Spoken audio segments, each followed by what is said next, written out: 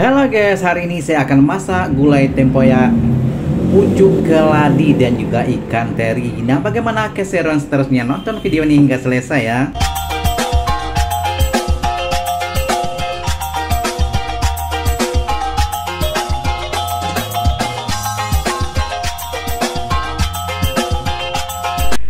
Assalamualaikum warahmatullahi wabarakatuh. Jumpa lagi dengan saya, Sahzali. Nah, kali ini ya saya akan masak gulai tempoyak. Ini adalah pucuk keladi yang bagian bulat-bulat yang ujung yang pucuk ya, dan juga ikan teri. Dan saya akan masak gulai tempoyak. Nah, ini dalam kuali saya akan masukkan tempoyak. Dalam kuali ini adalah cabai yang saya sudah haluskan ya. Ini adalah cabai rawit.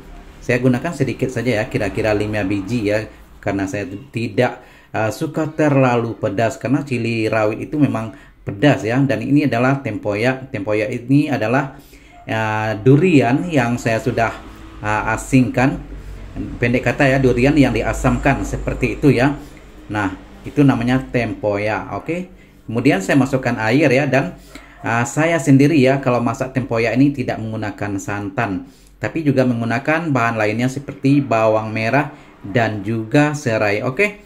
Dan saya sudah hidupkan api kompor ya. Kemudian saya masukkan bahan-bahan tadi ya, yaitu pucuk keladi dan juga ikan teri.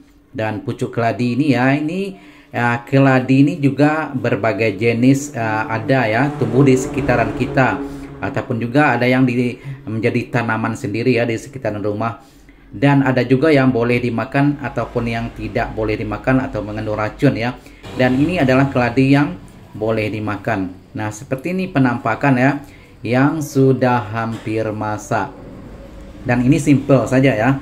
Kemudian saya kasih sedikit garam dan juga sedikit Ajinomoto. Seperti biasa ya, jika Anda suka boleh dikasih, dan jika tidak suka ya boleh di skip dan boleh dikasih ya, mungkin resep yang Anda suka. Oke.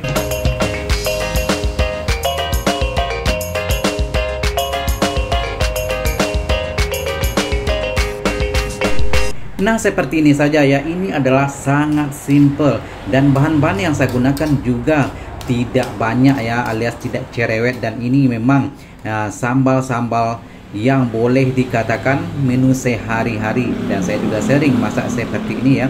Dan kelihatan putih ya. Kalau biasanya saya masak warnanya merah, karena kali ini saya menggunakan cabai rawit hijau dan juga ada merah, kira-kira 1 atau 2 biji tadi saya masukkan ya. Makanya warnanya terlihat pucat seperti ini. Oke, dan ini sudah jadi. Terima kasih dan jumpa lagi. Assalamualaikum warahmatullahi wabarakatuh.